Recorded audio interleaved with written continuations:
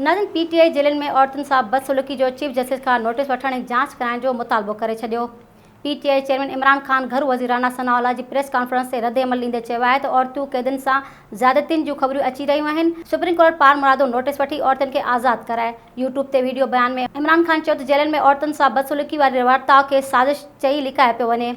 हुननि चयो त जेलनि में औरतुनि सां बदसलूकी ते जेकॾहिं को बि शक हो त घरू वज़ीर जी प्रेस कॉन्फ्रेंस बाद हाणे ख़तम थी वियो आहे। इमरान ख़ान चयो त घरू वज़ीर वाज़े तौरु डिॼाईंदड़ कहाणियूं लिकाइण जी कोशिश करे रहियो आहे जेके मीडिया में मंज़र आम ते अचण वारियूं आहिनि। हुननि चयो त कॾहिं बि रियासत जी तरफ़ां औरतुनि सां अहिड़ो ख़राबु सलूक ऐं हिरासा न कयो वियो जेको इन फाशिस्ट हुकूमत एतजाज जो हक़ इस्तेमालु करण ते कयो आहे।